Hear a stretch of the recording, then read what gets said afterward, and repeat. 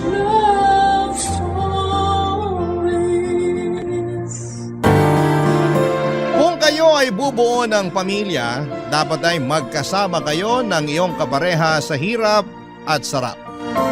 Hindi yung sa hirap mo lang siya gustong makasama at sa sarap ay maghahanap ka na ng iba. Ikaw kabarangay, gaano ka ba kaloyal sa iyong kinakasama?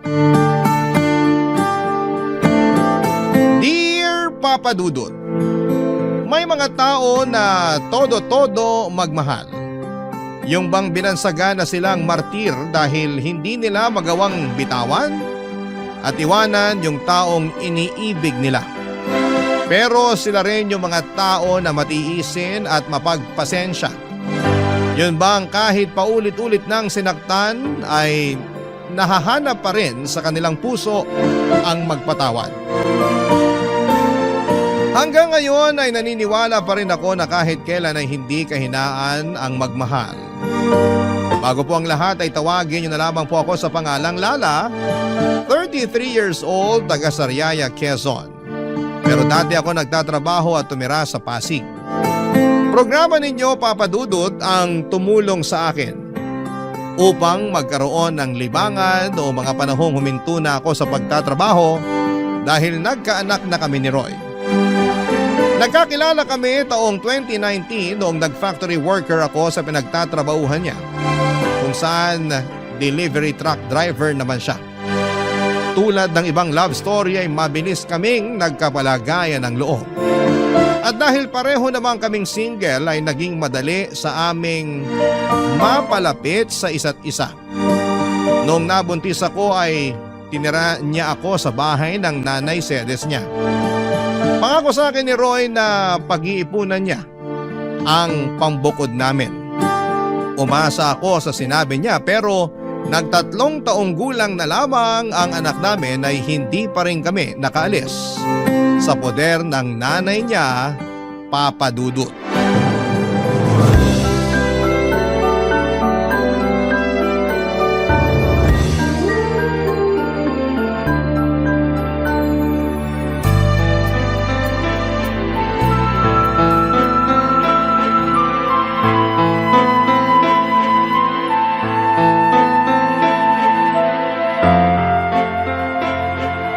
Nay, alam niyo na pala na may babae si Roy pero kinukonsinti niyo pa. Ha? Ano ka nakonsinti ka dyan? Kilala niyo yung tinutukoy ko. Yung bagong salta na tindera dyan sa malapit na bakery na lagi niyong pinagbibilan ng pandesal.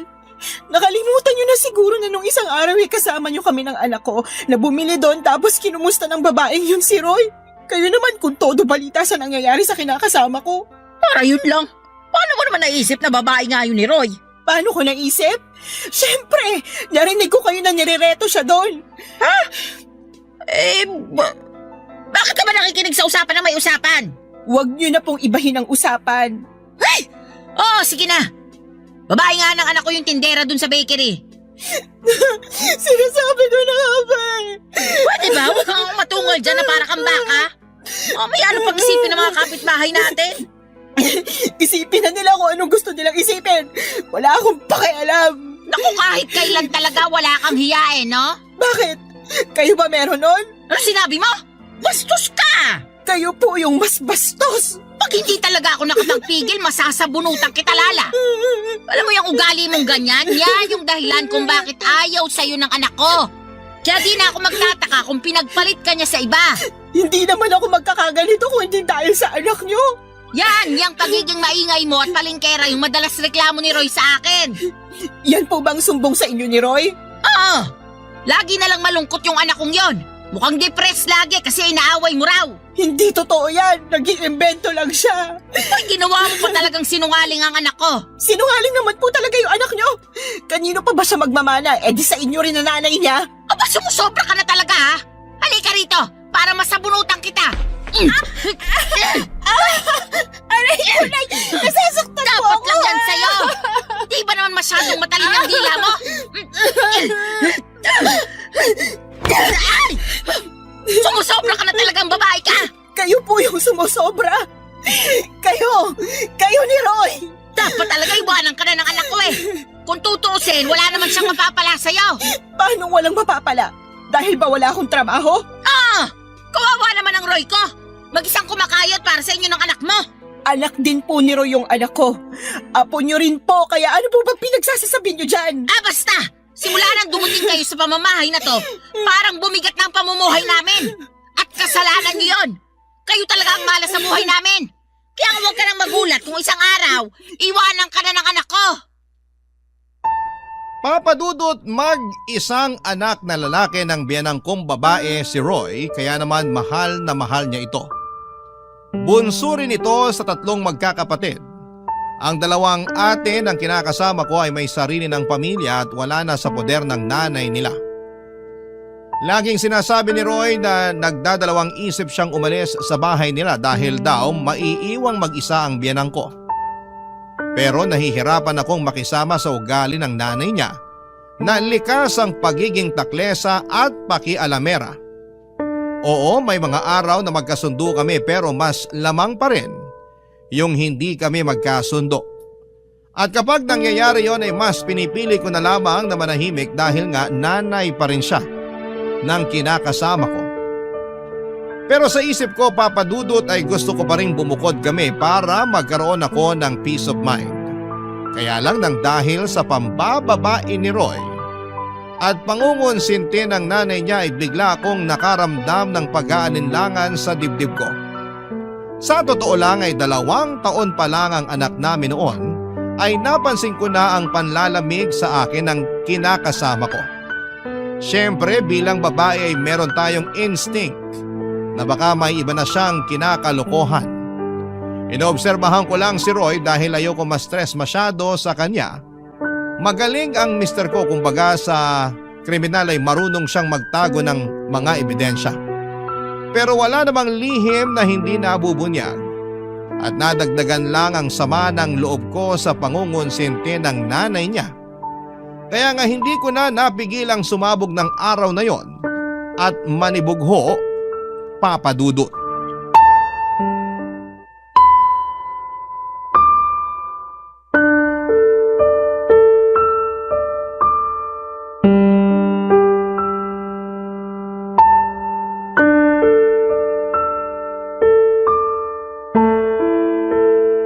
Oh, yan lang sinweldo namin.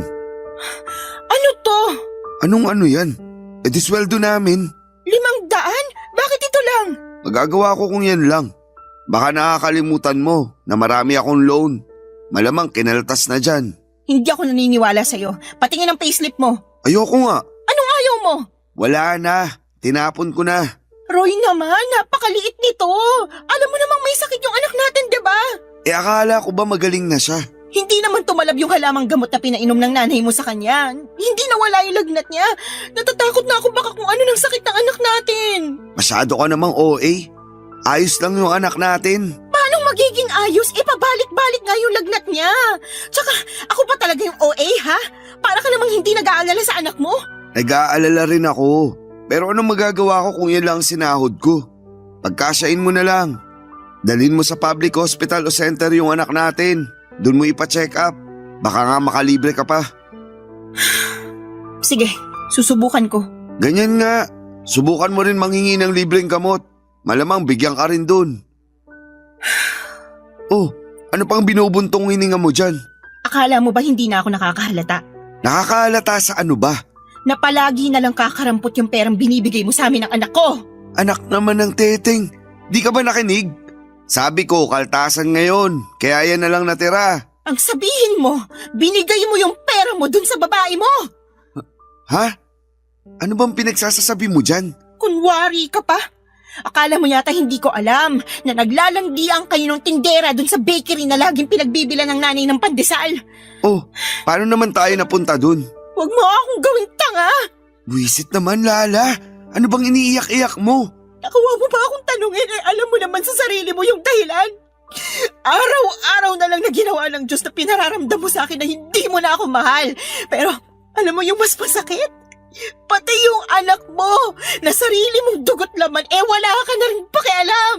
Pwede ba? Pagod ako ha. Galing na nga ako sa trabaho. Bad trip na nga ako na maliit sweldo ko tapos Mas babadtripin mo pa ako? Galing daw sa trabaho. Lukoy mo, lelang mo. Aba, talaga naman. Akala mo talaga sa akin pinanganak kahapon, ano? Tingnan mo nga. Anong oras na? 12:00 na ng madaling araw. Sinabi mo sa akin kanina na tuwing gantong araw wala kayong delivery sa malayo. Kaya wag na wag mong maidadahilan sa akin na dun ka ginabi. Sabihin mo inuna mo pang pumunta sa babae bago umuwi rito sa bahay. Ay, nakakasira ka talaga ng ulo na babae ka. Dami mong alam. Dami mong satsat. Bakit? Dahil ba 500 lang binigay ko sa'yo? Isa na rin yun sa mga dahilan. Ewan ko sa'yo. Buti pa matutulog na ako. Taga, hindi pa tayo tapos mag-usap, Roy. Ayaw na kitang kausap. Kainis ka. Ikaw pa talaga may ganang mainis? Malamang. Pagod na nga yung tao tapos sinermonan mo pa. Di ka na lang magpasalamat, may inabot ako sa'yo. Meron pa naman tayong makakain hanggang sa susunod na sweldo ko. Masyado ka lang talagang mapaghanap.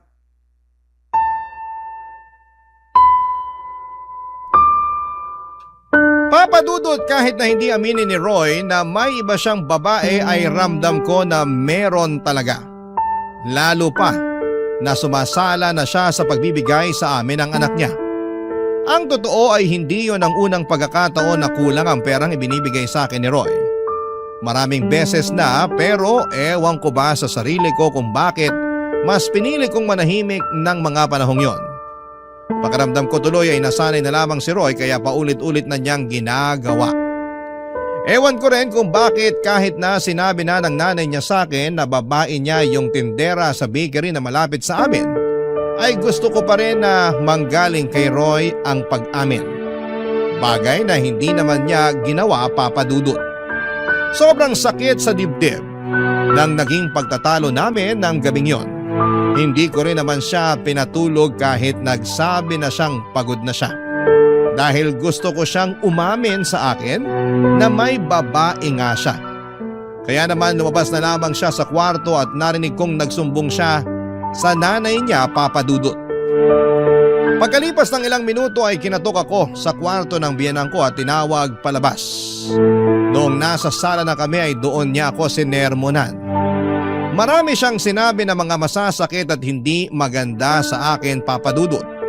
Halimbawa na noon ay masyado raw akong mapaghanap samantalang hindi naman ako ang nagtatrabaho. Sinabi rin niya na kung totoong may pinagkakagasosang ibang babae si Roy ay kasalanan ko naman daw dahil hindi na ako kaakit-akit sa paningin ng asawa ko. Ininsulto na naman niya ang katawan ko na masyado raw mataba kaya nagawa akong ipagpalit, Papadudot. Barangay Love Stories. Barangay Love Stories. Papadudot, akala ko ay kaya kong patawarin si Roy sa pambababae niya. Ang akala ko ay magagawa kong magpakamartir alang-alang sa binuo naming pamilya. Ang akala ko ay kaya kong isantabi na may kahati kami sa kanya pero hindi pala. Nasusuka ako sa isiping may sinisiping siyang iba bukod sa akin at nagagalit ako dahil wala siyang pakialam sa amin ng anak niya. Paulit-ulit niya akong tinatarantado. Alam din ng mga dati naming katrabaho at malapit kong kaibigan sa factory ang pagiging malapit ni Roy sa mga babae. Since hindi na ako nagtatrabaho doon ay silang nagbabalita sa akin kapag may kinakalokohang babae ang kinakasama ko. Ilang beses na rin nila akong ni-real talk na hiwalayan ko na si Roy pero hindi ko pa kaya dahil nga sa ayokong masira ang pamilya namin. Bukod doon ay ayoko ring lumaking walang kinikilalang tatay ang aming anak, Papadudot.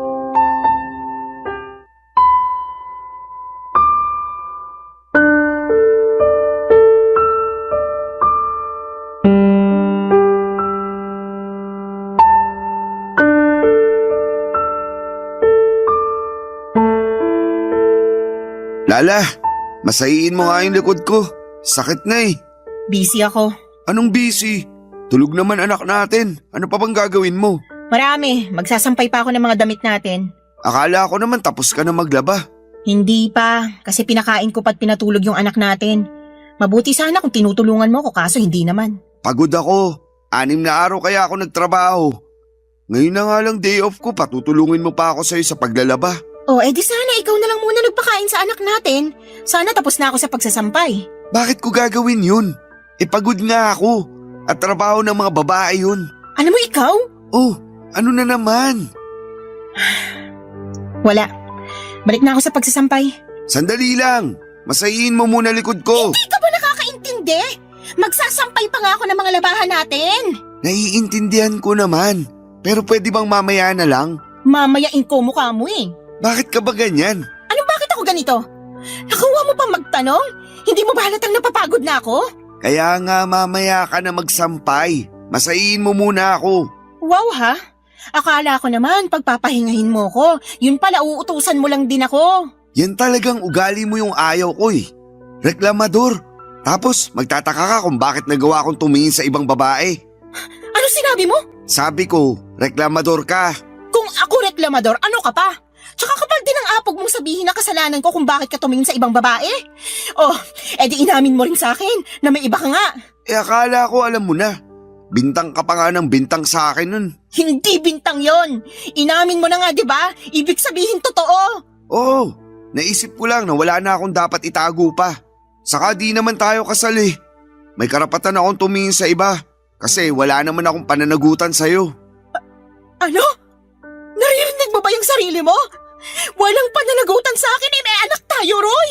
Oo, pero magkakaanak na rin kami ni... Ano sinabi mo? Pwede bang kumalma ka muna? Nakakagulat ka naman eh. Bigla-bigla kang sumisigaw. Ah! Ay ko! Bakit ka ba nangahampas? Tanong-tanong ka pa eh, kulang pa nga yung pangahampas ko sa'yo. Tsaka kapal na mukha mong sabihin sa akin na nabuntis mo yung kabit mo. Nakakadiri ka. Ano sa palagay mo dapat na maging reaksyon ko, ha? Matuwa ako? Magpa-party ako at ipaglatag ka ng red carpet kasi magkakaanak na kayo ng kalantari mo? Hindi naman, pero... Alam mo, ayoko na. Ha? Anong ayaw mo na?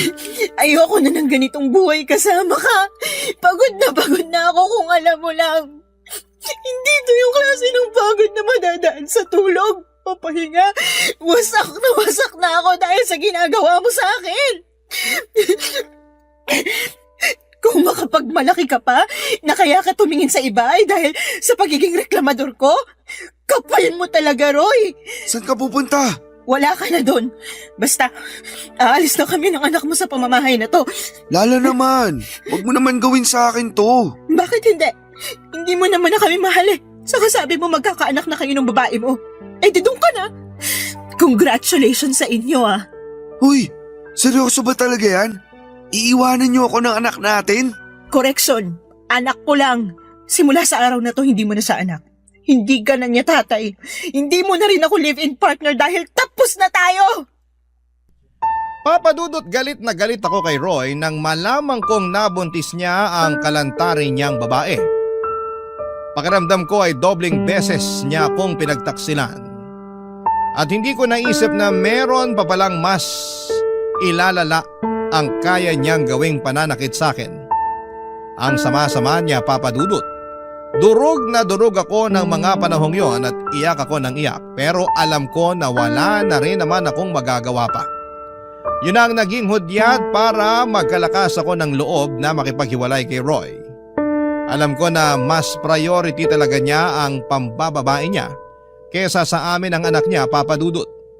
Ilang taong ko ring pinagtiisan ang hindi pagiging mabuting padre de pamilya at provider ni Roy. Dagdagan pa ng pangungonsinti ng nanay niya na sobrang perpekto sa mga ginagawang kabalbalan ni Roy, Papadudot. Ayoko na. Pagod na ako. Sinagad na ni Roy ang pasensya ko kaya naman mabilis akong nag-alsa baluta ng araw na yon at umuwi kami ng anak ko sa bahay ng Mama Berta ko na nasa Quezon Province. Buti na lamang kahit paano ay may naitabi akong perang pamasahe pero kinapos pa rin yon. Kaya nagpasundo na lamang ako kay Mama sa terminal ng bus, Papadudot.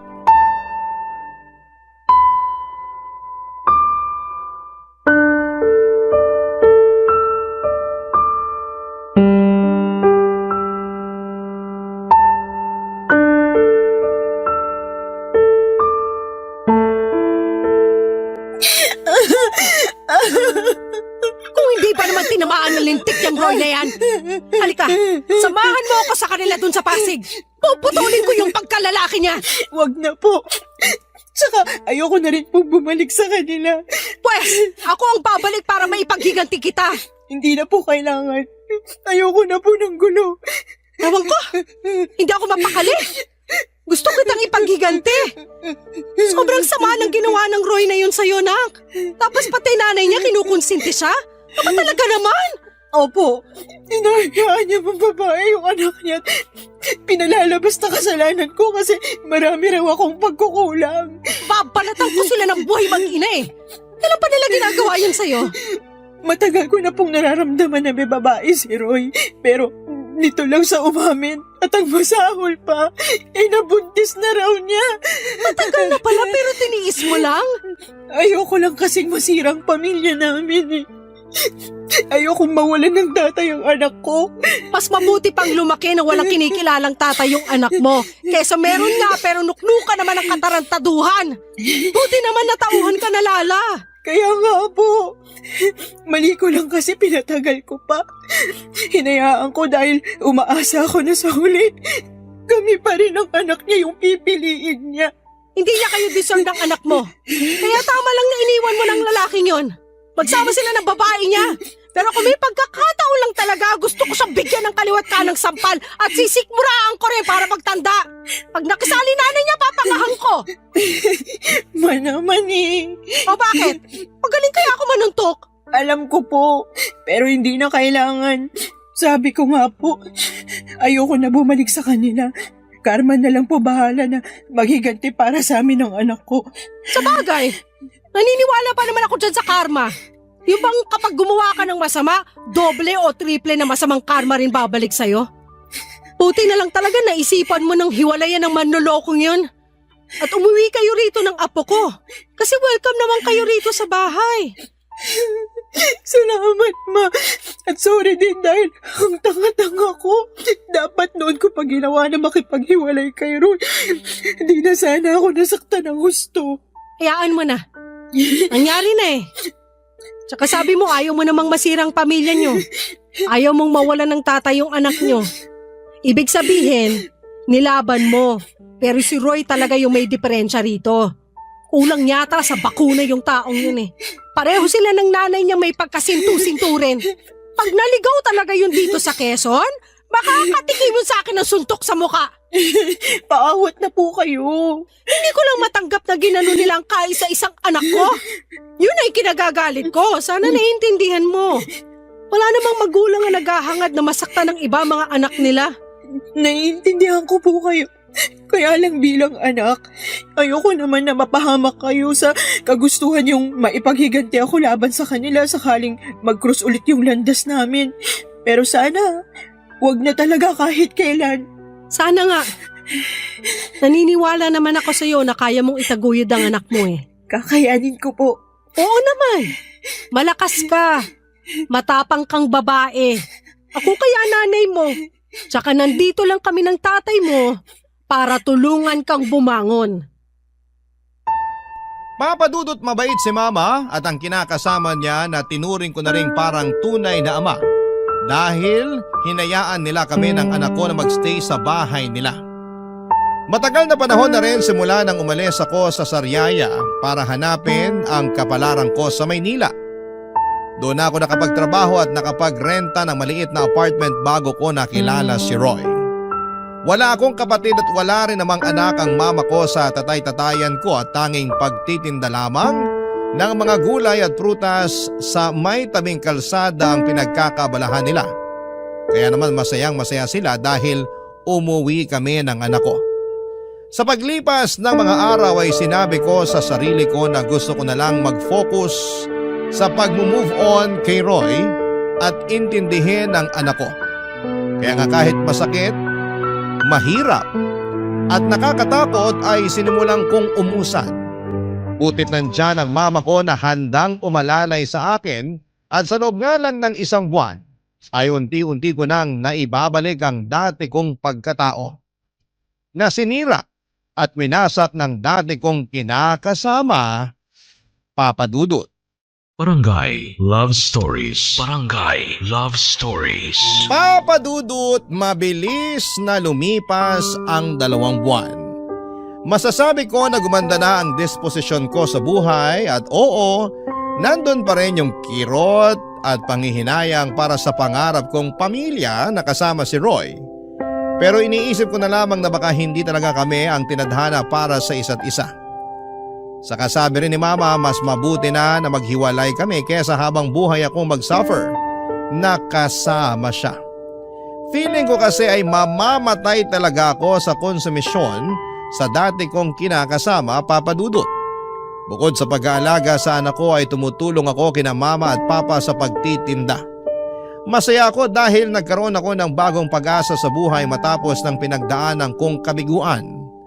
At kapag naiisip ko ang karanasan kong yon, ay natatawa na lamang ako sa sarili ko dahil hinayaan kong mamalagi ako ng matagal sa ganong klase ng sitwasyon. Pero sa bagay, nagmahal lang naman ako at kahit kailan ay hindi yon kahinaan o kasalanan. Kaya lang isang araw ay nakatanggap ako ng tawag sa cellphone mula sa isang unknown number. Hindi ko na sana sasagutin pero nasagot ko pa rin, Papa Dudut. Ganon na lamang ang gulat ko nang ang nanay ng dati kong kinakasama na si Roy ang nasa kabilang linya. Binalita niya sa akin na may sakit daw ang anak niya at kailangan ito ng tulong at pag-aalaga ko. Pinababalik nila ako sa bahay nila sa Pasig pero hindi ako pumayag, Papa Dudut. Binabaan ko ng cellphone ang nanay ni Roy at makaraan lang ang 3 araw ay gulat na gulat ako nang pumunta siya sa bahay namin sa Sariaya, Quezon.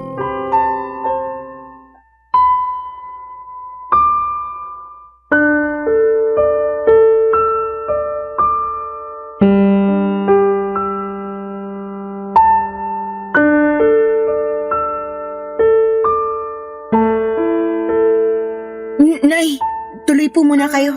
Kala ko hindi mo na ako papapasukin dito sa bahay niyo. Tagal mo akong tinitignan sa harap ng pinto eh.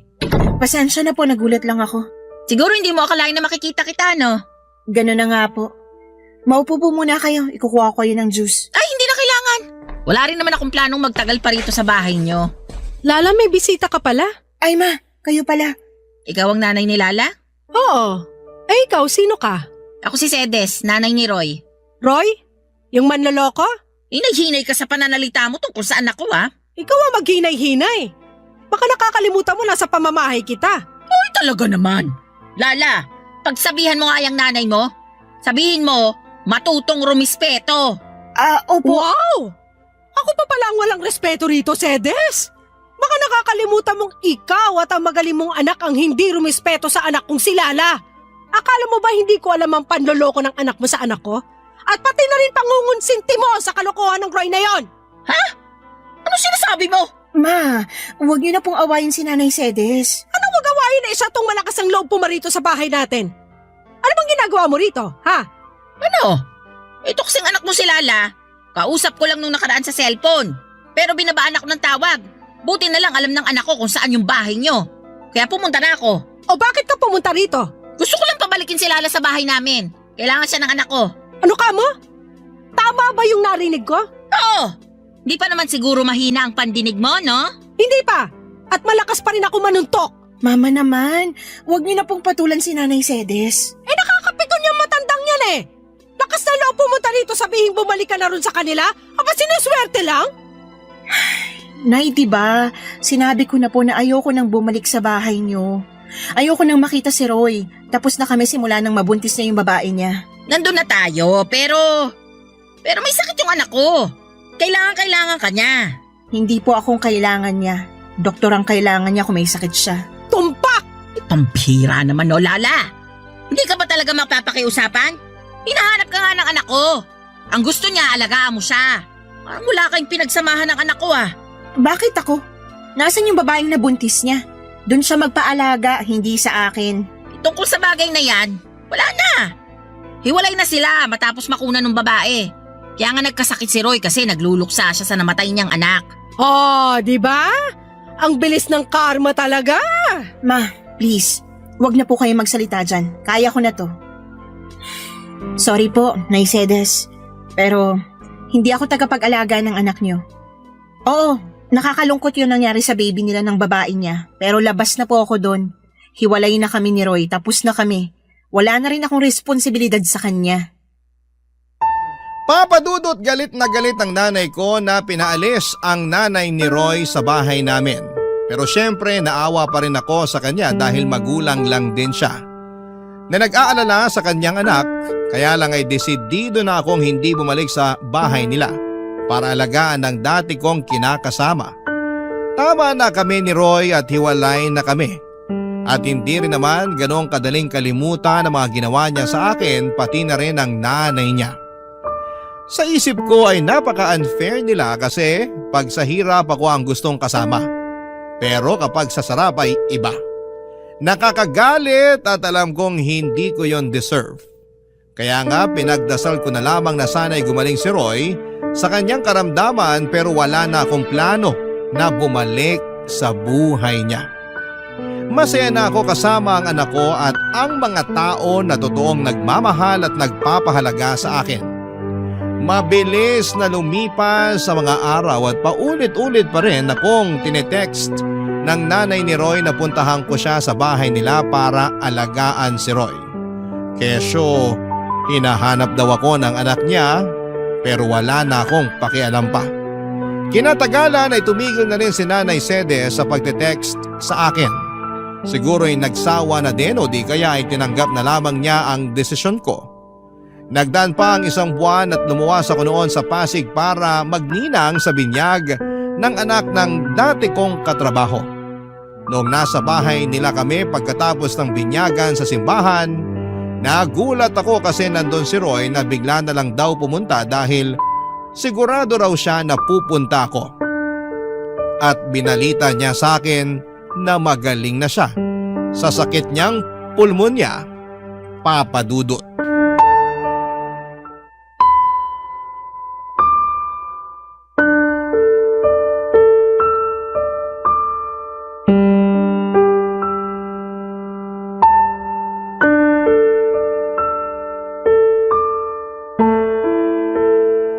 Alam mo, panira ka ng araw eh. Sorry na. Surihin mo mukha mo. Nagpunta ako rito para makita mga dati kong katrabaho, hindi ikaw. Alam ko naman yun pero ito na lang yung paraan na naisip ko para makausap ka. Hindi mo na rin kasi sinasagot yung mga text at tawag namin sa'yo ni nanay. Ay, sorry ha. Hindi ko na rin natatanggap. Nakablock na kayo sa akin. Ang kulit nyo kasi mag-ina eh. Hindi mo na ba talaga kami mapapatawad? Yung nanay mo, napatawad ko na. Pero ikaw, hinding-hindi. Lakas ng tama mo, no? Nakuha mo pa talagang itanong sa akin ang bagay na yan? Umaasa pa rin kasi ako na magkakabalikan tayo. Siraan na lang ang tuktok ko pag binalikan pa kita. Pero may anak tayo. May karapatan pa rin ako sa bata. Hindi ka naman nagpakatatay sa anak natin eh. Ayaw mo nga na alagaan siya, di ba? Dami mo pa nung dahilan, kesyo pagod ka. Nagawain ko yun kasi babae ako. Nakakapikong ka na. Kaya nga nagbabagong buhay na ako. O, anong gagawin ko sa pagbabagong buhay mo? Lala naman, wag mo naman gawin sa akin to. Gagawin ko kung anong gusto kong gawin. Ikaw nga, ginawa mo lang din noon yung gusto mo eh. Alam ko naging siraulo ako. Alam ko marami akong pagkukulang sa inyo ng anak natin. Pero pinagsisisihan ko na yun lahat. Hindi mo na ba ako pwedeng patawarin? Hindi mo na ba ako pwedeng bigyan ng pangalawang pagkakataon? Binibigay lang ang pangalawang pagkakataong sinasabi mo sa mga taong deserving. Pero ikaw, hindi ka kasama sa mga taong yon, Roy. Huwag ka nang umasa na makikipagbalikan pa ako sa'yo dahil matagal na tayong tapos. Maawa ka naman sa akin oh. Naawa ka ba sa akin nung niloko mo ako? Naawa ka ba sa akin nung pinagmukha niyo akong pangit ng nanay mo para lang makonsinti ang pambababae mo? Hindi naman, di ba? Kaya sabihin mo, bakit ako maaawa sa'yo? Mabuti pa umalis ka na. Lala naman, huwag mo akong paalisin. Anong wag paalisin? Hindi ka naman imbitado rito. Tsaka sinisira mong araw ko, nakakainis ka na. Gusto ko lang naman mag-sorry sa'yo. Wala nang magagawa yung sorry mo, hindi na ako makikipagbalikan sa'yo. Gusto mo bang lumuhod ako? Ano? Sige, luluhod ako. Tumayo ka nga dyan, nakakahiya ka. Wala akong pakialam kahit na nakakahiya pa tong ginagawa ko.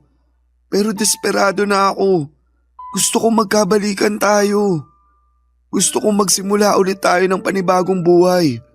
Gusto ko na ulit magpakatatay sa anak natin. Tumayo ka na dyan, sabi eh. Tatayo lang ako kapag pumayag ka nang bumalik sa akin. Di wag kang tumayo dyan. Bahala ka sa buhay mo. Iwanan na kita. Sandali lang! Roy, napipit ko na talaga ako sa'yo ah. Isa pang pangungulit mo sa barangay na tayo mag-uusap. Sinabi ko na sa'yo na hindi na ako makikipagbalikan sa'yo. Pagod na ako sa relasyon natin. Ayoko na ulit mangunsumi sa'yo. Ngayon, kung totoo nga na nagbago ka na, di mabuti. Pero hindi ibig sabihin doon na natatapos yung mga kasalanan mo sa akin.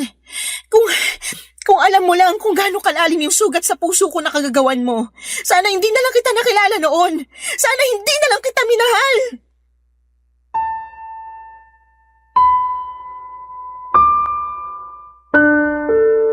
Papadudot, kitang-kita ko ang matinding lungkot sa mga mata ni Roy nang marinig ang mga sinabi ko.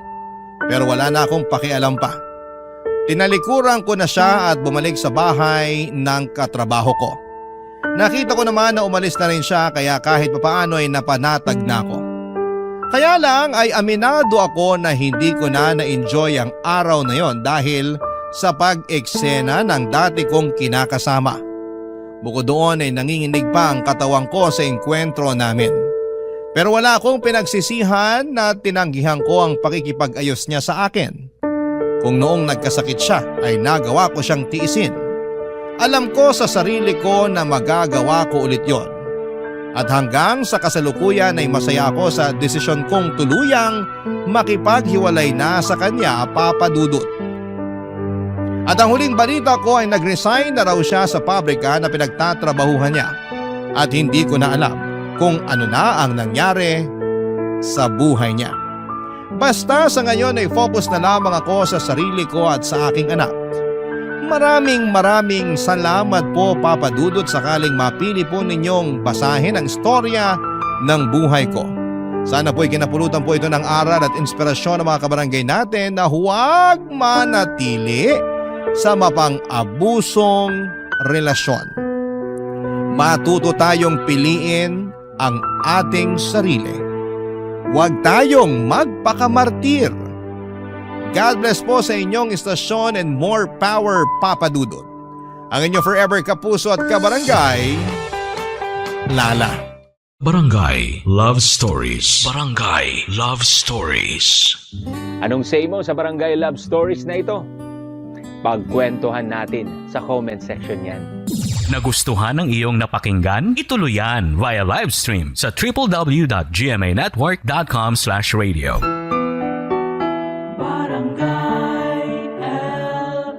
In Mega Manila, 97.1.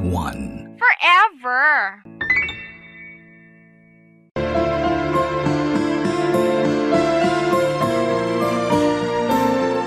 Walang pinipiling kasarian ang pag-ibig.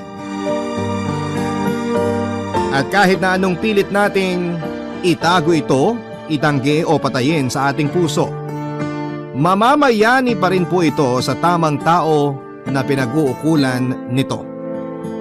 Ikaw, kabarangay, naranasan mo na bang magmahal ng kaibigan?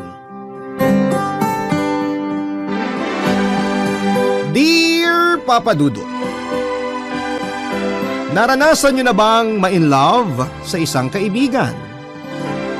Ako kasi oo. Pero ang dilema ko ay pareho kaming babae. At hindi po yun tanggap ng tatay ko kaya naman pilit kong kinalimutan ang pagkagusto ko sa kaibigang ito. Pero sa kabila ng lahat, lumipas na ang mahabang panahon, siya pa rin ang sinisigaw ng puso ko. Bago ko po ituloy ang aking kwento ay gusto ko po munang bumati ng isang magandang tanghali sa inyong istasyon at sa mga kabarangay natin. Tawagin niyo na lamang po ako sa pangalang Everly.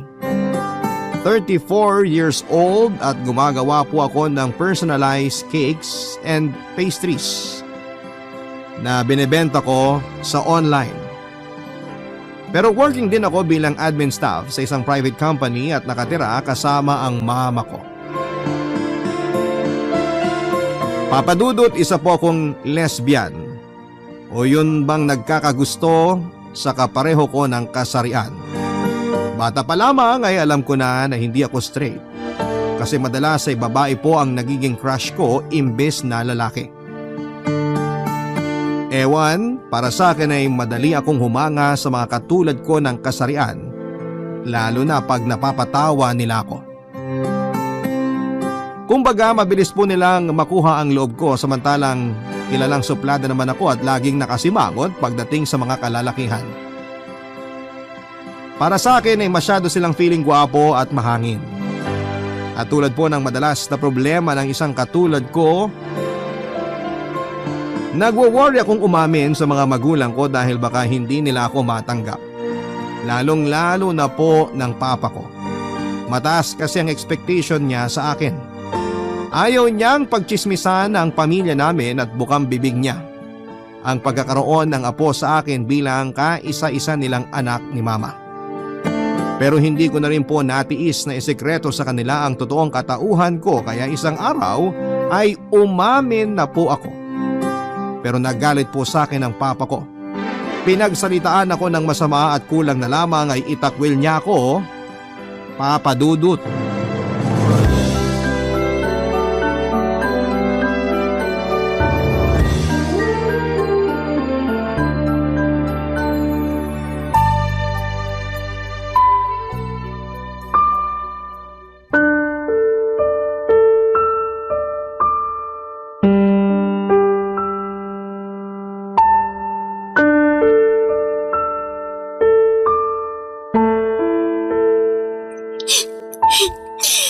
Ma, bakit naman ganun po si Papa? Hindi niya na ba ako mahal kaya pinagsalitaan niya ako ng masasakit kasi ganito ako? Everly, mahal ka ng papa mo. Siguro nagulat lang siya sa sinabi mo kaya ganun ang reaksyon niya. Nagulat? Pero sinabihan niya ako na salot sa lipunan at abnormal. Tama po ba yun? Anak niya ako. Kung totoong mahal niya ako, hindi niya ako tatawagin ng ganoon kahit na nagulat lang siya o ano, Ma. Anak, hindi mo masisisi ang papa mo. Ikaw lang ang kaisa-isa naming anak tapos babae ka pa. Umaasa siya na magkakaroon ng apo sa'yo pero paano mangyayari yun kung babae rin ang gusto mo? Pag-aasawa na lang po ba at pagkakaroon ng anak ang gusto niyong gawin ko sa buhay ko? Kasi kung oo, sana hindi niyo na lang ako pinanganak sa mundo. Pati ba naman po sa bagay na yun, gusto niyong masunod kayo buong buhay ko wala akong ginawa kundi sundin ang gusto niyo. Sa kurso na kinuha ko, sa university na pinapasukan ko, sa lahat. Naging masunuring anak po ako sa inyo ni Papa pero lahat yun wala nang silbi kasi hindi ako straight. Parang ang unfair naman nun, Mama. Naiintindihan ko ang nararamdaman mo anak pero katulad ng papa mo, nagulat rin ako. Hindi ko lang kayang sabihin sa iyo mga sinabi niya kasi anak kita. Sana po naisip din ni Papa yan. Kasi parang nakalimutan niyang anak niya ako. Bigyan mo lang ng time ang papa mo na matanggap ang sinabi mo. Malay mo, ma-realize niya na mali ang mga sinabi niyang masasakit sa iyo at matanggap ka rin niya sa dulo. Ako ba, Ma? Tanggap mo? Tanggap kita kasi anak kita. Kahit pagbali-baligtarin mo ang mundo, ikaw pa rin ang Everly ko.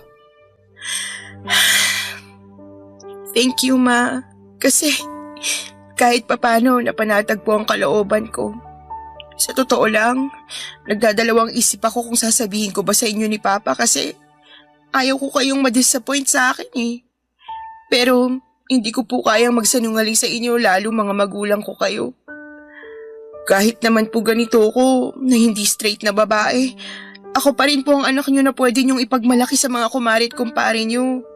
Pangako, hindi ko po kayo bibiguin ni Papa kasi mag-aaral po ako ng mabuti at hindi ako gagawa ng bagay na ikakasira ng pangalan ng pamilya natin sa ibang tao. Ang gusto ko lang po, itanggapin niyo ako kasi malaking bagay yun para sa mga katulad ko.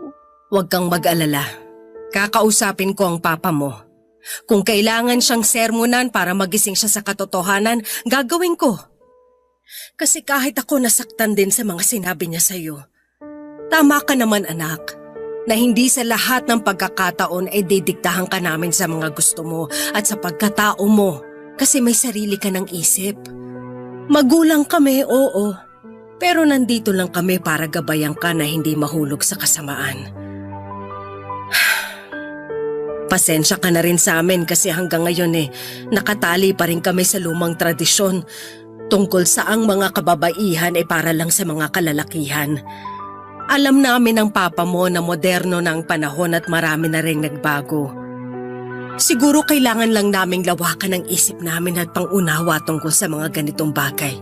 Kung kaya ko lang pong pigilan ang pagkakagusto ko sa kapwa ko babae, sana ginawa ko na nung una pa lang, Ma. Para hindi na po tayo umabot sa punto na ikakahiya niyo ako ni Papa. Pero hindi po yun ganun kadali. Hindi ko kayang gumising isang araw na normal na ako sa paningin niyo at ng ibang tao. Alam niyo, nung unang beses na na-realize ko na hindi ako straight, natakot po talaga ako. Nalungkot. Pero wala naman po akong ginagawang mali. Hindi po ako suwail sa inyo ni Papa. Hindi ako masamang anak. Nag-aaral po ako ng mabuti at ginagalang ko po kayo bilang mga magulang ko. Ang gusto ko lang naman maging masaya kahit na ano pa po ang pagkatao ko. Yan din naman ang gusto namin ng papa mo sa'yo, ang maging masaya ka. Kaya nga anak, kakausapin ko siya. Ipapaliwanag ko ng mabuti sa papa mo na hindi kasalanan ng pagiging tomboy o bakla. Na hindi napipili ng tao kung kanino siya magkakagusto. At hindi lang sa mga lalaki at babae umiikot ang mundo. Thank you po ulit, Ma. Malaking bagay po sa akin ang mga sinabi niyo. Tingnan niyo, naiiyak na naman po ako. Naku, talagang anak ko.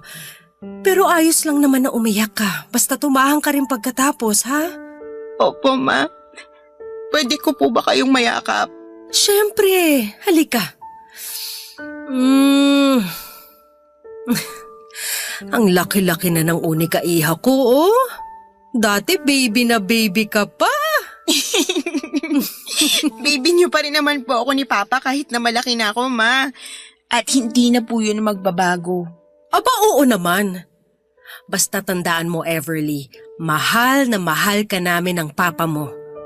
Pero mas mahal kita kasi ako ang nagdala sa'yo sa tiyan ko ng 9 na buwan.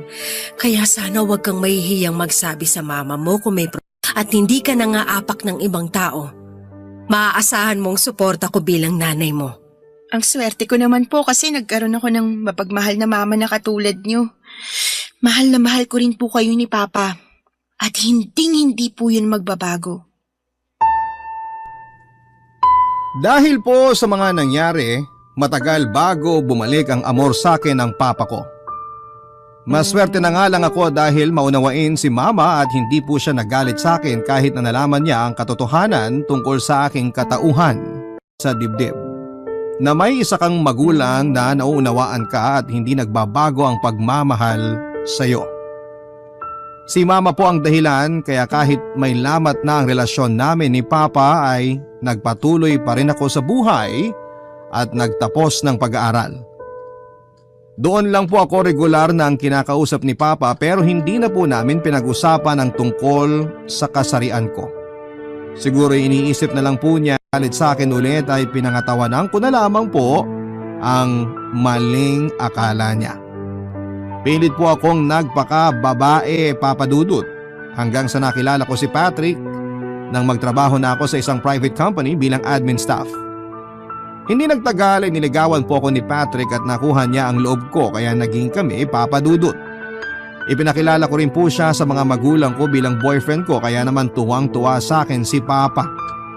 Kaya lang hindi po inaasahan ang pagkakasakit ni Papa ng mga panahon na yon matapos naming malaman na may lung cancer siya na kagagawa ng mahabang panahon niyang paninigarilyo. 5 buwan lang po ang tinagal ni Papa bago siya bawian ng buhay matapos niyang ma-diagnose.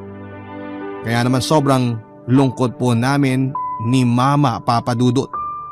Si Patrick po ang nag-comfort sa akin ng mga panahon na yon. Kaya lalo po akong na-in-love sa boyfriend ko. Nang mga sumunod na buwan, nag-decide po kaming mag-live-in pero sa bahay kami tumira kasama si Mama. Tumagal po ng ilang taon ang pagsasama namin sa isang bubong na sa una ay maayos. Pero unti-unting lumabo nang magtagal na.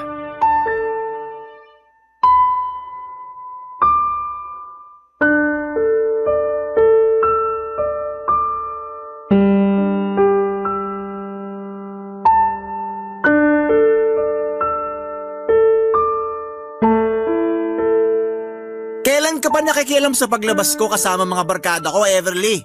Hindi kita pinakikialaman. Gusto ko lang umuwi ka na kasi baka abutin ka na naman ng madaling araw sa pakikipag-inuman mo sa kanila. Ano naman kung abutin ako ng madaling araw? Wala namang pasok bukas, di ba? Wala nga, pero masama ang pakiramdam mo. Sige nga. Ay nako, yun lang naman pala. Kung umasta ka, akala ko makikipag-meeting tayo si Presidente ng Pilipinas. Anong ayun lang pala? Anniversary natin? Mahalagang okasyon yun para sa atin, di ba? Nakalimutan mo naman na dati-rate, ikaw ang lagi nagpapaalala sa akin tungkol sa araw na yun, tapos ngayon ikaw tong nakakalimot? At mas inuuna mo pa talagang ibang tao kaysa sa akin na girlfriend mo. Ikaw na rin na nagsabi. Girlfriend lang kita.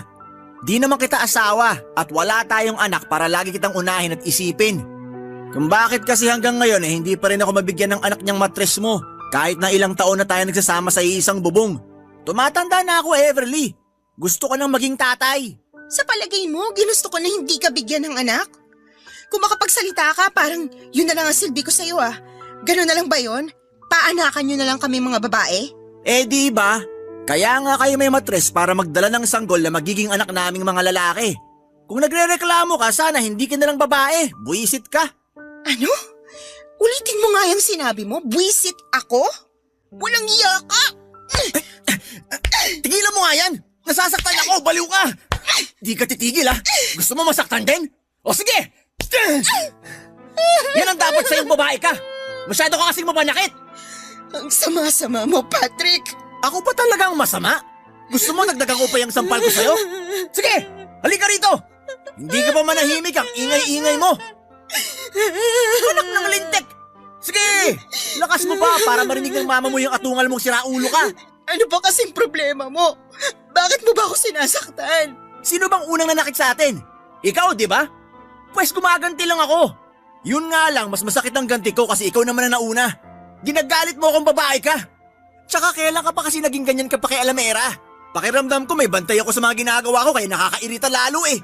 Paano hindi kita babantayan? Kung umasta ka, parang wala kang pakialam sa akin at sa nararamdaman ko. Sa una lang talaga kayo magagaling na mga lalaki tapos pag nagtagal na, kakainin nyo na lahat ng mga sinabi nyo magaganda at matatamis.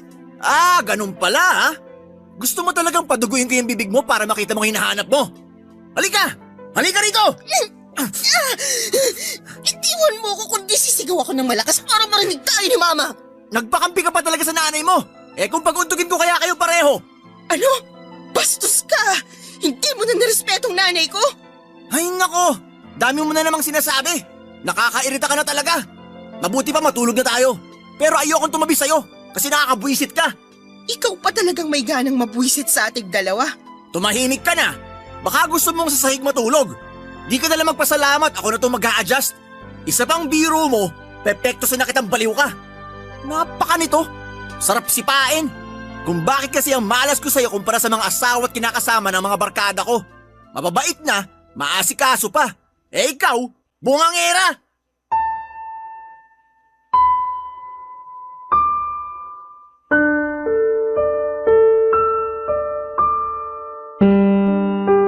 Papadudot, yun po ang unang beses na pinagbuhatan ako ng kamay ni Patrick kaya naman magkahalong galit at pagkadismaya ang naramdaman ko ng panahon na yon. Galit kasi hindi ko lubos akalain na sa kanya pa ako makakatikim na iba siya sa mga lalaking nakakarelasyon ng mga kasamahan namin sa opisina na walang ginawa kundi ang kastiguhin ang mga asawa at live-in partner nila. Pero totoo rin po ang sabi-sabi na pagmahal mo, titiisin mo. Sabihan nyo na akong marupok, tanga, loka-loka pero hindi ko po sinabi kay mama kung ano ang dahilan kung bakit may pasa ako sa labi noon matapos po itong paputukin ng sampal ni Patrick. Basta ang sabi ko lang ay nadisgrasya ako. Tumama sa kung saan kaya nagkasugat. Bukod doon ay inisip ko rin po na nasa impluwensya ng alak si Patrick kaya nga niya nagawa sa akin yon, papadudot. Kaso hindi po nagsorry ang live-in partner ko kinabukasan matapos niyang mahimasmasan. Bagay na kinasama ng loob ko. Sa katunayan, sinabi niya sa akin na kasalanan ko kung bakit niya ako nasaktan noon. Kung hindi raw ako naging pakialamera at madaldal na parabang inahing manok na putak ng putak. hindi ako makakatikim sa kanya. Dinamdam ko po yun pero kalaunan ay nawala na lamang. Inisip ko kasi na baka tama siya na kasalanan ko. Kaya naman Papa Dudut, simula noon ay hindi ko na po kinokontra si Patrick sa mga bagay na gusto niyang gawin. Para lang hindi na maulit pa ang pananakit niya sa akin. Barangay Love Stories. Barangay Love Stories. Namin ni Patrick ay unti-unti ko po siyang nakikilala, Papa Dudut. Ibang-iba na po siya sa lalaking minahal ko kasi naging bayolente at abusado na po siya, lalo na kapag nakakainom. Nagdaan ng ilang buwan, sa wakas ay nabuntis na po ako ni Patrick at dahil masela ng kondisyon ko, ay nag-decide akong umalis sa pinagtatrabahuhan namin. O pa rin po ako na naging sanhi. Lalo pong nagalit sa akin si Patrick at nawala ang amor niya dahil sa pagkamatay ng anak namin, kahit na paulit-ulit kong sinasabi sa kanya na hindi ko naman po yun ginusto. May punto po na nanlamig na si Patrick sa akin at hindi po ako tanga para wag isipin na may iba na siya. Sa kabila ng lahat ay nagbulag-bulagan at nagbingi-bingihan ako, Papa Dudut. Kasi akala ng mama ko ay maayos ang pagsasama naming dalawa. Sa halip ay nag-focus na lamang po ako sa ibang bagay tulad ng panonood sa social media at kung paano gumawa ng cake na hindi kalaunan ay nagamit kong pangnegosyo. Hindi naman po ako makapag-apply ng trabaho kasi napakasiloso ni Patrick. Kaya para may kaunting kita ay nagtinda na lamang po ako ng cake at pastries online. Isang araw, nag-grocery po ako ay aksidente kong nakita doon si Beatrice Obea, ang kaibigang tinutukoy ko noong nasa college kami, na siya ring first love ko. Pagka-graduate namin noon ay nag-abroad na po si Bea kaya naman matagal din kaming hindi nagkita, Papa Dudut.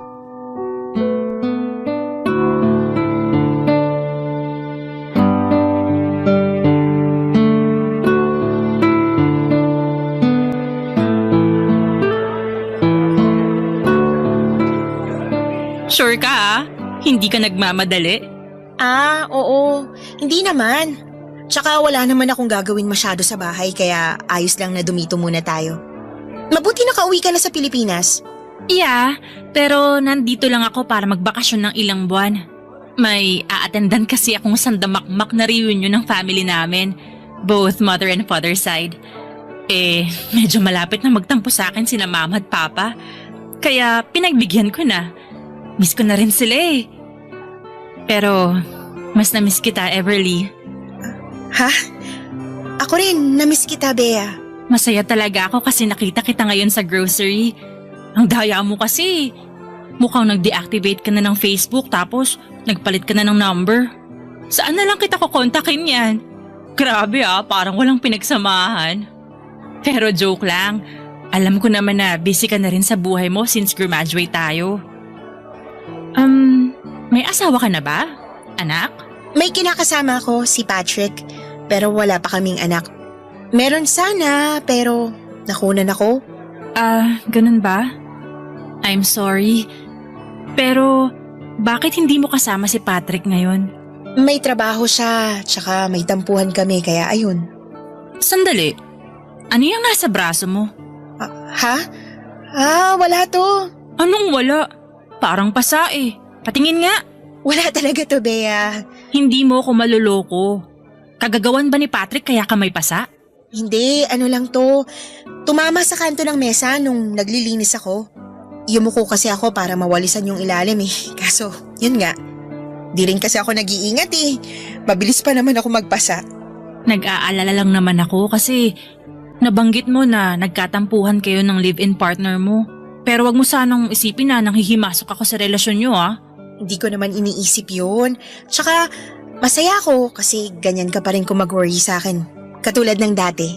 Hindi naman nagbagong pagkakaibigan natin kahit na matagal na panahon ang nagdaan. Para sa akin, ikaw pa rin yung Everly na kaklose ko nung college. Maiba tayo. Kumusta ka naman sa Canada? Yung work mo? May asawa ka na ba? Wala. Saka alam mo namang hindi ako mahilig sa lalaki, no? Pero wala rin akong girlfriend kasi ewan ko ba, parang nakakatamad. Bakit naman nakakatamad? May ganun ba? Oo, may ganun. Pero kasi ibang-iba rin na mga babae dun sa Canada. Kumbaga, hindi ko masyadong feel. At saka masyado rin ako naging busy sa work kaya nakalimutan ko ng paglandi. Siguro naman meron ka ring naging girlfriend kahit paano kasi imposibleng wala. Sa ganda at charismatic mong yan. Nung college nga, ang dami nagkakagusto sa'yo ng mga babae at lalaki. Naaalala mo pa pala yun? May naging girlfriend naman ako after nating graduate at nung pumunta ako sa Canada pero di rin kami nagtagal. At huwag mo nang tanungin kung bakit kasi nakalimutan ko ng reason ng breakup namin. Chick girl pala tong kaibigan ko. Hoy, sobra ka naman. Matagal na naman yun saka sabi ko nga, tinatamad na akong mag-girlfriend. Focus ako ngayon sa career at sa family ko. Sige, sabi mo yan ha? Oo naman. Okay, pero masaya rin ako na nagkita ulit tayo. Unexpected tapos parang walang pinagbago. Sa true. Sige, kwentuhan mo pa ako ng tungkol sa'yo. Kumusta na pala ang mama mo? Okay naman si mama, healthy siya. Yun na lang talaga pinagpapasalamat ko sa Diyos kasi ang hirap mawala ng magulang. Sabihin mo ng selfish pero gusto kong humaba pang buhay ni mama para matagal ko pa siyang makasama. Kasi ganyan din ang pinagdadasal ko para sa mga magulang ko. Ikaw na ang nagsabi, mahirap mawalan. Tungkol nga pala sa bagay na yan. Condolences ha. Sorry, hindi ko alam kung paano ka ako kontakin nung nalaman ko sa iba nating classmate na wala ng papa mo. Okay na yun, ano ka ba? Tsaka thanks, matagal na rin naman. Ang tapang mo? Hanga ako sa'yo kasi kinaya at kinakaya mo. Kayo ng mama mo. Siyempre, ganun talaga pag nasa dugo mo na ang katapangan. Nak, siyabang natin ah. Nasa dugo mo rin ba yon? Oh, yung sama mo. Biro lang, ikaw naman. Sa totoo lang ay nahihiya po ako kay Bea kasi ako po ang nag-decide na huwag nang makipag-communicate sa kanya noon para maiwasan ang paglala ng feelings ko. Bukod doon ay ayaw ko na pong magkatampuhan kami ni Papa kaya ginamit kong paraan ng pag-alis niya sa Pilipinas upang tuluyang kalimutan siya. Classmate at kaibigan ko po si Bea, maganda, matalino at out and proud na lesbian po siya. Kabaligtaran ko Papa Dudut kaya naman inggit na inggit po ako sa kanya kasi tanggap siya at mahal ng sarili niyang pamilya. At noong nagkita nga kami ay doon ko napatunayan na hindi pa po tuluyang nawawala ang nararamdaman ko para sa kanya. Pero alam kong mali na palawigin ko pa yon dahil may karelasyon ako. Kaya naman sinantabi ko ang pagkagusto ko para kay Bea. Sa kabila ng lahat ay hindi po nagbago ang turingan namin sa isa't isa kahit na nagdaan ng mahabang panahon. Kung close kami noon bilang magkaibigan, mas naging close pa po kami matapos naming magkita. Sinabi niya sa akin na nasa Pilipinas lamang siya para magbakasyon at masaya siya dahil nagkita kami. Sa katunayan, nagsimula na kaming mag-usap ni Bea sa chat at sa kanya po ako humingi ng relationship advice, Papa Dudut, matapos kong ma-open up ang mga gusot sa relasyon namin ni Patrick. Pero hindi po kasama doon ang pananakit niya dahil ayokong maging masama sa mata ng iba ang live-in partner ko. Kaso kasabay nito ay lumala pa po ang pang-aabuso sa akin ni Patrick. Dumalas na po ang pamimisikal niya sa akin, Papa Dudut, na may kasamang masasakit na salita.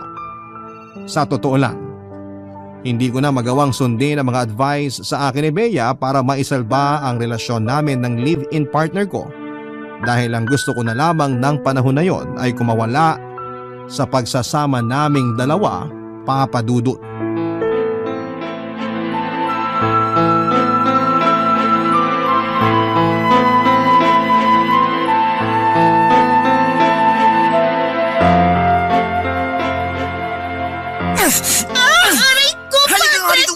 Babae ka? Bitiwan mo nga Dapat ako! sa'yo binubunot ang buhok! Ang harot-harot mo! Nasasaktan ako, si Raulo ka! Masasaktan ka talaga kasi ang landi-landi mo! Kundi ka ba naman karengking eh? Bakit ka di-display dyan sa labas tapos maririnig ko pang sinisipulan ka ng mga lalaki dyan sa kanto? Hoy, Patrick! Anong ginagawa mo sa anak ko? Bitiwan mo kasi, Everly! Huwag mong masaktan-saktan ang anak ko, demonyo ka! Ako pa talaga ang demonyo, ha? Tinanong niyo na ba yung anak niyo kung anong kasalanan niya? Kaya ako siya nasasaktan ngayon? Sige, tanungin niyo para malaman niyo. Kahit na ano pang kasalanan ni Everly, wala ka pa rin karapatang pagbuhatan siya ng kamay!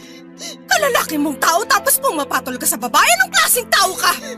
Anak, ayos ka lang ba? Saan ang masakit? Ay, nako. Hindi ka lang haliparot, madrama ka pa.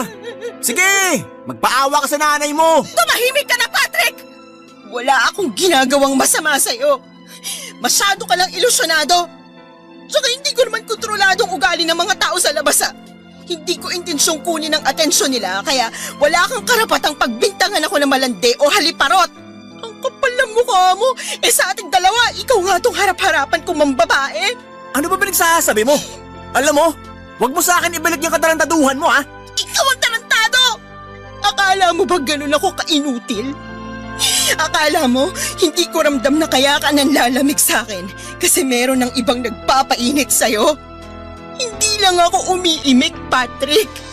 Kasi akala ko magbabago ka pero umasa lang ako sa wala. Huwag mo nang subukang magkaila kasi marami akong hawak na ebidensya. Doon pa lang sa polo shirt mo na may lipstick, alam kong may iba ka na. Sige, itanggi mo. Isasaksak ko yun sa baga mo. Di ka makapagsalita kasi totoo. Ang sama-sama mong tao. Pinagkatiwalaan kita, pero niloko mo ako. Ano ba? Tigilan mo yan, Everly. Baka kung ano magawa ko sa iyong lintik ka. Sasaktan mo ko? Sige, gawin mo para mapapulis kitang hugas ka. Daig mo pa si Satanas sa kaimoralan mo. Naturingan kang may karelasyong tao pero kung sino-sinong kinakalantari mo. Mangilabot ka nga. Hindi ka man lang ba nakakaramdam ng konsensya habang kinakama mong babae mo? Hindi mo na ako naisip tapos ang kapal ng mukha mo pagbintangan ako niloloko ka. Ano naman sa'yo kung meron nga akong iba? Hindi na ako masaya kasama ka eh. Wala ka ng kwenta. Anak naman ng lintik na babae ka. Kulang pa yan sa lahat-lahat. Akala mo siguro hindi ako gaganti? Namumuro ka na sa akin, ha? Nakakarami ka na. Halika rito! Bitiwan mo ako, nasasaktan ako, Patrick! Yan na ang gusto ko! Ang masaktan ka, katulad ng pananakit mo sa akin! Akala mo kung sino ka, ha? Baka nakakalimutan mo! Ako pa rin ang lalaki sa ating dalawa! Bitiwan mo ang anak Tapos mo! sa'yo tinuturuan ng leksyon! Kanina ka po matanda ka, ha? Masyado kang pakayamera! Magnanay nga kayo! Pareho kayong buwisit! Hayop ka talaga! Saktan mo na ako pero wag mong itatamay ang mama ko! Everly! Ibaba mo yung kutsilyo! Hindi ko to ibababa kasi itatarak ko to dyan sa leeg mo pag hindi ka pa lumaya sa bahay namin ngayon din! Baka naman pwede ba natin pag-usapan to? Akin na yung patalim! Baka madulas pa yan sa kamay mo! Kapal talaga ng mukha mo! Umalis ka na sabi habang may natitira pa akong katinoan sa ulo! Tapos na tayo! Ayoko nang makisama sa tulad mo!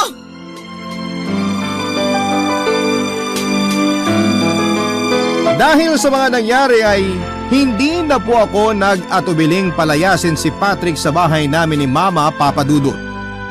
Kung ako po matitiis kong saktan niya pero masakit sa akin na makitang pinagbuhatan niya ng kamay ang nanay ko. Para po siyang walang respeto sa babae at matanda. Kaya bago pa may mangyaring masama sa aming mag-ina, ay tinapos ko na ang araw na yon ang pakikipagrelasyon namin sa bawat isa. Nakipaghiwalay na po ako kay Patrick Papadudut at si Bea po ang naging karamay ko ng panahon na yon. Nagsilbi po siyang mabuting kaibigan sa akin na lagi kong iniiyakan sa tuwing naaalala ko ang sakit mentally and physically na iniwan sa akin ni Patrick. Pero sinubukan ko pa rin pong tumayo sa sarili kong mga paa at hindi palaging umasa kay Bea. Naganap po ako ng trabaho at maswerte naman dahil nakapasok akong muli sa isang private company bilang executive assistant. Kaso'y naging masasakitin po si Mama Papa Dudut. Dumalas po ng dumalas na sinusumpong siya ng asma na dahilan kung bakit pabalik-balik kami sa ospital. May isang beses na nilalagnat pa siya, sinisipon at inuubo. Kaya naman na-confine siya ng ilang araw. Nang mga panahon na yon ay hindi po nawala si Bea sa tabi ko. Lagi rin siyang dumadalaw kay mama sa ospital kaya naman kinagiliwan siya ng mama ko. Ang totoo ay thankful po ako kay Bea dahil hindi ko naramdamang mag-isa ako. Noong meron akong mabigat na pinagdadaanan sa buhay, Papa Dudut, siya ang naging kaagapay ko sa lahat ng panahon. Barangay Love Stories. Barangay Love Stories. Hindi nagtagal ay nakalabas na po sa ospital si mama kaya naman tuwang-tuwa ako. Tapos ay hindi pa rin po tumigil si Bea sa pagkumusta sa mama ko kahit na nakauwi na kami sa bahay namin.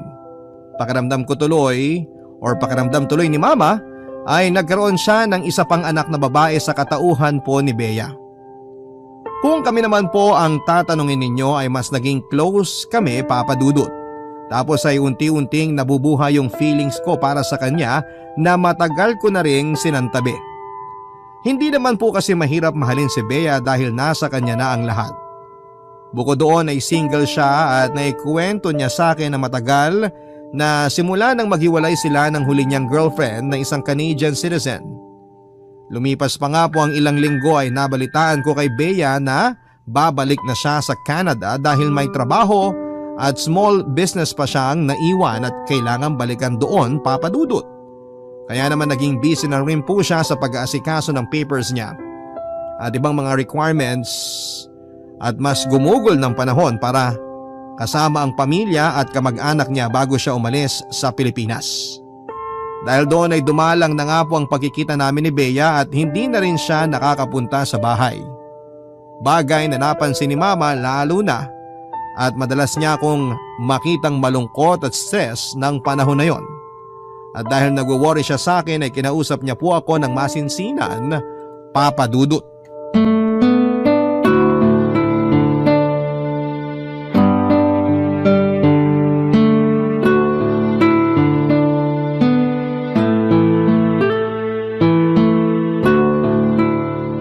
Nak, bakit parang hindi na dumadalaw dito sa bahay si Bea? Namimiss ko na siya kamo. Baka naman pag may oras siya, pwede siyang pumunta rito para may pagluto ko siya ng paborito niyang ginataang bilo-bilo at biko. Grabe, ma. Buti pa si Bea ipagluluto niyo. Paano po ako? Ako kaya ang anak niyo sa aming dalawa. Tignan mo to, nagtampo na. Ano ba kasing gusto mo? Sabihin mo at ipagluluto kita. Di ka naman kasi nagsasabi ng gusto mong kainin dahil masyado kang busy sa trabaho. Kumakain ka pa ba? Oo naman po, ma. Kung di ako kakain, baka magkasakit naman ako. Mahirap na. Mapapagastos pa tayo. Mabuti na yung sigurado. Sigurado po. Oh, ba't parang malungkot ka? Hindi po Imagination niyo lang yun. Ginawa mo pa talaga akong ilusyonada. Ano ba kasi yan, nak? Napapansin ko na ang tamlay-tamlay mo. May sakit ka ba? Baka meron tapos hindi mo lang sinasabi sa akin. Ako, anak. Mama naman, wala po akong sakit. Ayos lang po ako. Pagod lang ako sa trabaho kaya siguro ganito tapos walang Bea. Mama! Ay nako, sa akin mo pa talaga susubukang itanggi. Halatang halata kaya na close kayo sa isa't isa. Natural lang yun kasi kaibigan ko po si Bea since college. Kaibigan lang ba talaga? Hindi kasi yun ang nararamdaman ko. At wag mo nang subukang magkaila kasi nanay mo ko. Ramdam kita. May gusto ka kay Bea, no? Po? Wala po. Naku naman. Opo. Meron nga po pero wag na lang kayo maingay ha. O bakit naman? Kasi mas mabuti na yun tsaka aalis na rin si Bea. Babalik na siya sa Canada. Kaya ba hindi siya bumibisita rito? Opo. Busy siya sa pag-aayos ng papers niya at pakikipag-bonding sa family niya.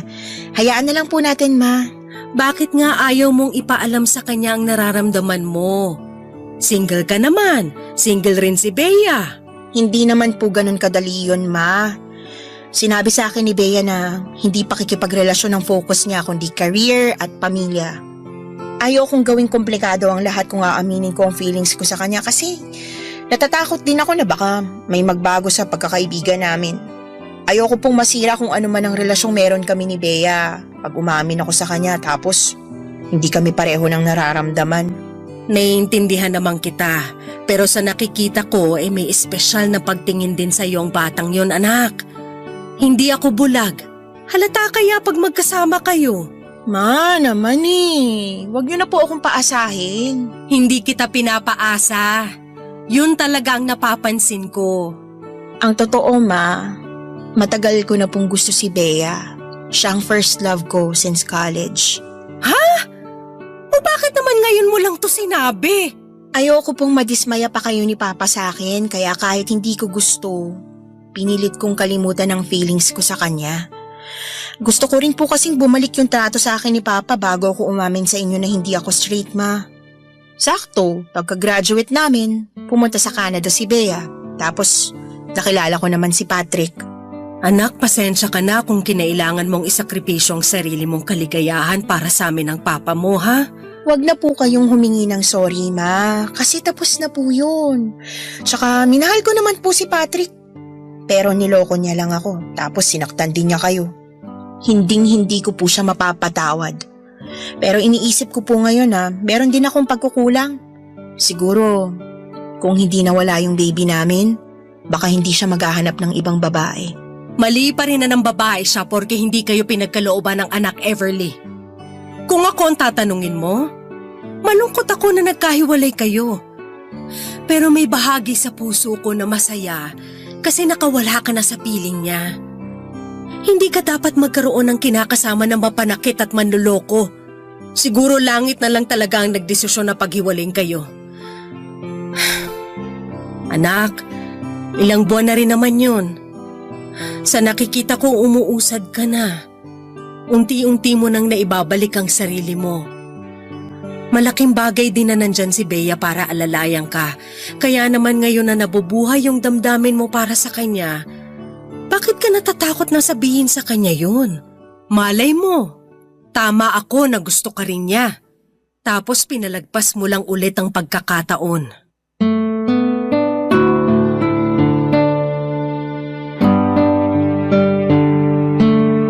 Papa Dudut, alam ko pong may point si Mama pero natatakot pa rin po akong sumugal.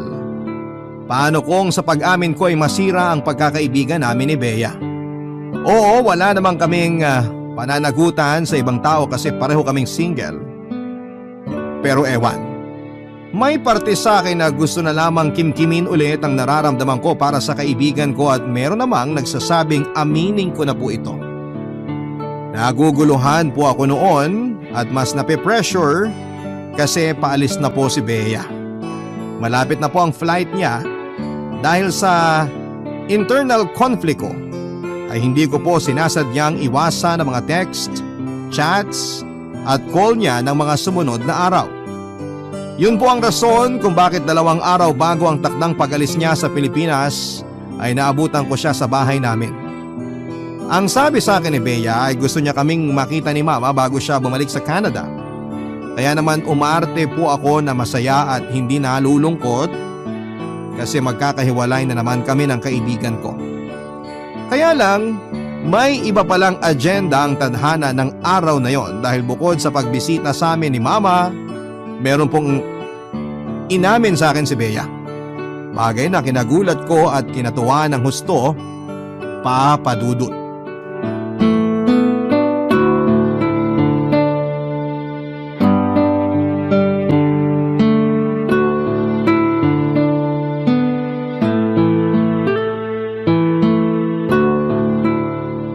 Grabe. Mamimiss ko talaga si Mama pag bumalik na ako sa Canada. Kasi parang naging dalawa ng mama ko sa katauhan niya. So sa lagay, si Mama lang pala ang mamimiss mo. Paano naman ako? Siyempre, mamimiss din kita. Unang-una pa nga eh. Wow naman. Sige, sabi mo yan. Everly, may problema ba tayo? Ha? Anong problema natin? Sagutin mo na lang kasi ako. Wala tayong problema, ikaw talaga. Overthinker yan. Hindi mo ako masisisi. Bigla mo na lang hindi sinagot ang mga call and text ko. Tapos, scene zone mo lang ako sa chats. Nag-alala tuloy ako na baka may kasalanan ako sa'yo kaya parang iniiwasan mo na ako ulit. Ano bang pinagsasasabi mo? Siyempre wala kang kasalanan. Busy lang talaga ako this past few days sa work. Ganun ba? Mabuti na yung klaro. Kasi natatakot ako na baka hindi mo na naman ako kausapin kagaya ng dati. Everly, may gusto pala akong sabihin sa'yo na matagal ko na dapat sinabi. Ano yun? Bakit parang kinakabahan naman yata ako? Sira, umayos ka nga. Wala ka pa nga eh. Dali na, sabihin mo na kasi. Gusto kita. Ha? Sabi ko, matagal na kitang gusto. Siguro nga, hindi lang gusto. Kasi matagal na kitang mahal simula pa nung nasa college tayo. Pero hindi ko na nasabi sa'yo dahil mukhang hindi ka naman interesado sa akin. Tapos natakot pa ako na i-reject mo. Mas hindi ko kakayanin na iwasan mo ko o pandirihan kaya hindi na ako sumugal. Tapos akala ko nung nagpunta ako sa ibang bansa at nawalan tayo ng communication, akala ko nawala na rin ang feelings ko sa'yo pero nagkamali ako. Nung nagkita ulit tayo, naramdaman ko ulit yung damdamin na matagal ko nang sinantabi. Pero dahil may kinakasama ka na, nirespeto ko yun. Inisip ko na siguro hanggang pagkakaibigan lang talagang papel ko sa buhay mo. Pero ngayon na pwede na may tsansa na, naisip kong sumubok. Hindi ko alam kung sa ginawa kong to may pag-asa ako pero mas hindi ko nakakayaning umalis ng Pilipinas nang hindi mo nalalamang mahal kita. Bea, sigurado ka ba sa mga sinasabi mo? Baka mamaya nagbibiro ka lang. Naku, isusumbong kita kay mama.